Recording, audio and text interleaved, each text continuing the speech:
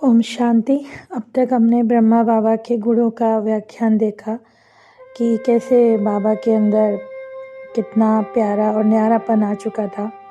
तो एक न्यारेपन की झलक इस बात से भी हुई थी कि जब मम्मा ने ये शरीर त्यागा तो इस घटना से भी स्पष्ट हो गया था कि बाबा का प्यार सभी आत्माओं से रहा, शरीरों से नहीं। उनका स्नेह माता पिता से भी बढ़कर था। परंतु इस घटना ने स्पष्ट कर दिया, जैसे मम्मा गईं, कि उनका कितना निस्वार्थ और निर्मल प्यार था। बाबा का प्यार झरने की तरह अविरल धारा के समान होता था, परंतु जितना उन्मुक्त होता था उतना ही कमाल करते थे। देखने वालों के दृश्य में आता था कि कैसे बाबा पिछले दृश्यों का चितवन छोड़कर आगे दृश्यों को सृष्टि और कैसे चक्र को देखते हैं, साक्षी दृष्टा होकर चलते थे। इसलिए वो सदा न्यारी और प्यारी अवस्था में रहते थे। एक उनके अंदर उत्तरदायित्व की भावना भी थी। बुजुर्ग होने के कारण उनके अंदर शिव बाबा की प्रवेशता के बाद उनका जो जीवन है वो अलौकिक हो गया था।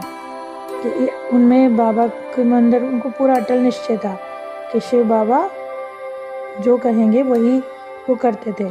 तो विश्व नाटक की नियति पे भी उनका अटूट निश्चय हो गया। हर परिस्थिति में उनके लिए बाबा के लिए हाजी, मतलब हाजी का पाठ पक्का कर लिया। तो बाबा में हर तरह की रूहानियत थी। अलौकिक शिक्षक, मार्गदर्शक, बहुत ही शांत स्वरूप। तो मातेश्वरी के बारे में भी शिव बाबा ने जब उन्हें स्पष्टीकरण और संदेश दिया तो बाबा ने उनको ये संदेश दिया कि इस काया रूपी मातेश्वरी जी का इतना ही पाठ था। तो बाबा ने बच्चों को सरस्वती के चित्र सदा युवावस्था के प्राप्त होते हैं, उनकी मूर्तियाँ कभी वृद्धावस्था की नहीं बनाई जाती। इसका क्या कारण है? इसका तो यही कारण है कि अब तक जो उनका कर्तव्य इसी अवस्था तक चलता है।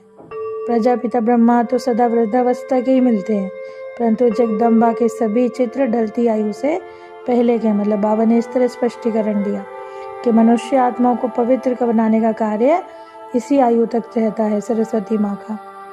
तो उन्होंने जगत के नर नारियों को ज्ञान देने का कार्य करना था।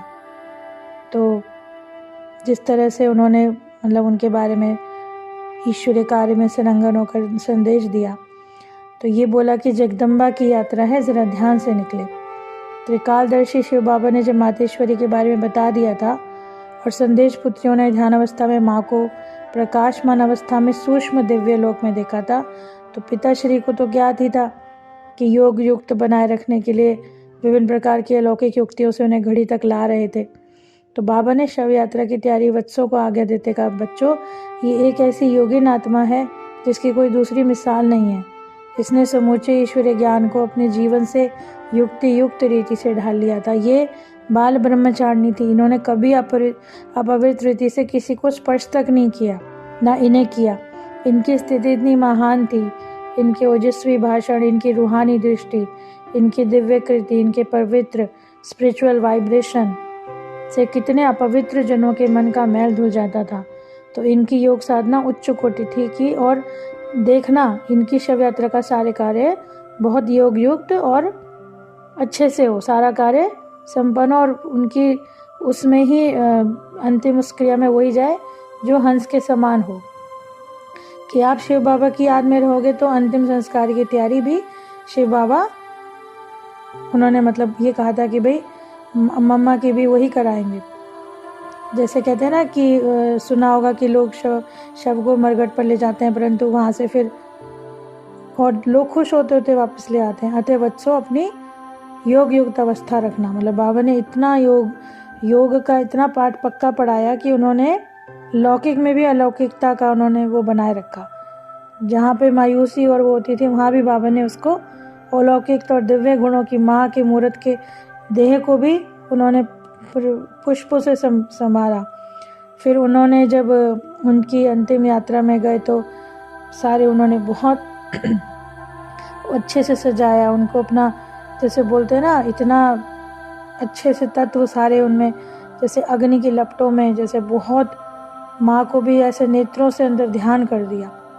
तो यानी बाबा हमेशा ऐसे रहे कि भाई उन्होंने कार्य सारे करे, लेकिन उसमें हमेशा न्यारे और प्यारे रहे।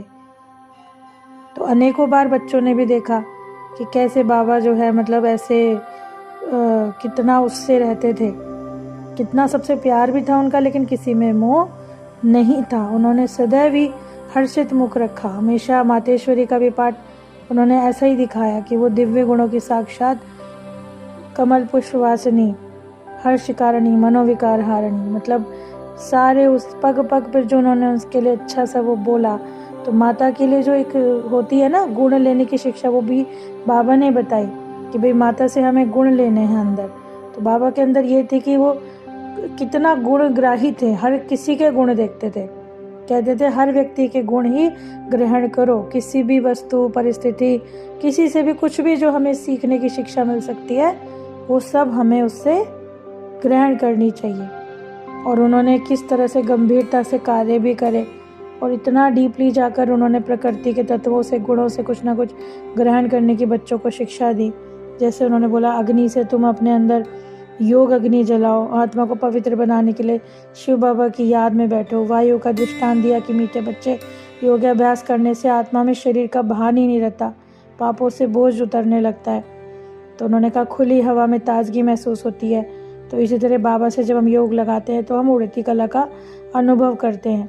तो जल में जो वस्तुओं को धोने का गुण है उसकी चर्चा करते बाबा बोले बच्चे जल से स्नान करने से शरीर स्वच्छ होता है, लेकिन आत्मा को धोने के लिए तो ज्ञान स्नान करना पड़ेगा।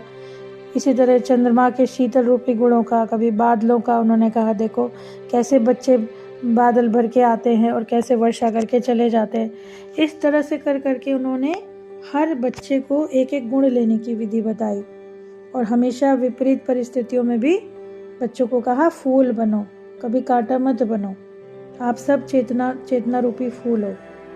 तो बाबा के ये सारे गुण हमें देखने को मिले। आगे की सीरीज़ में हम और भी देखेंगे कि बाबा ने किस तरह शिक्षाएं दी और कितना उन्होंने प्यार से पालना दी। ओम शांति।